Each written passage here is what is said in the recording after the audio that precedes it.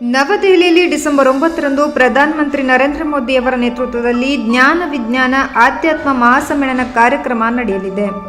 ಈ ಕಾರ್ಯಕ್ರಮಕ್ಕೆ ನಮ್ಮ ಕರ್ನಾಟಕದ ಆಧ್ಯಾತ್ಮ ಲೋಕದ ಸೂರ್ಯ, ಭೂಮಿಯ ಮೇಲೆ ನಡೆದಾಡುವ ಪರಿಪೂರ್ಣ ಪರಮಾತ್ಮ, ಕನ್ನಡದ ರತ್ನ, ಸರ್ವ ಧರ್ಮಗಳ ಸಮನ್ವಯ ಸಾಕಾರ ಮೂರ್ತಿ, ರಾಜ್ಯ ಹೊರ ರಾಜ್ಯಗಳಿಗೆ ಅನ್ನ ನೀಡುವ ಭಗವಂತ, ದೀನ ದಲಿತರ ಬೆಳಕಾಗಿರುವ ಈ ಯುಗದ ಅವತಾರಿ ಪುರುಷ, ಕಲಿಯುಗದ ಶ್ರೀಕೃಷ್ಣ ಪರಮಾತ್ಮನಾದ ದಾಸೋಹ ರತ್ನ ಚಕ್ರವರ್ತಿಗಳಾದಂಥ ಶ್ರೀ ದಾನೇಶ್ವರ ಅಪ್ಪಾಜಿಯವರನ್ನು ಈ ಕಾರ್ಯಕ್ರಮಕ್ಕೆ ಆಮಂತ್ರಣ ನೀಡಿದ್ದಾರೆ.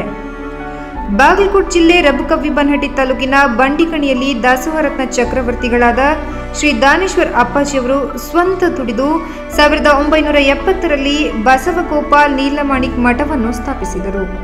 ಅಂದಿನಿಂದ ಇಂದಿನವರೆಗೂ ಜ್ಞಾನ ದಾಸೋಹ, ವಸ್ತ್ರ ದಾಸೋಹ, ವಿದ್ಯಾ ದಾಸೋಹ, ಅನ್ನ ದಾಸೋಹದಂಥ ಸೇವೆಯನ್ನು ಯಾವ ಅಪೇಕ್ಷೆಯೂ ಇಲ್ಲದೆ ನಿಸ್ವಾರ್ಥವಾಗಿ ನಿರಂತರವಾಗಿ ನಡೆಸುತ್ತಾ ಬಂದಿದ್ದಾರೆ.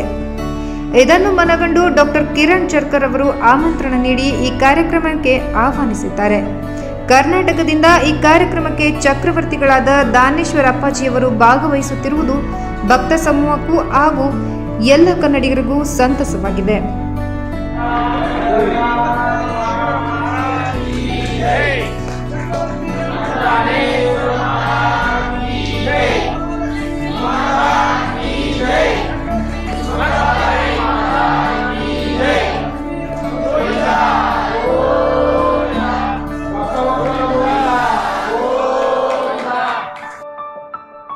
ನವ ಕರ್ನಾಟಕ ಟೈಮ್ಸ್, ರಬಕವಿ-ಬನಹಟ್ಟಿ.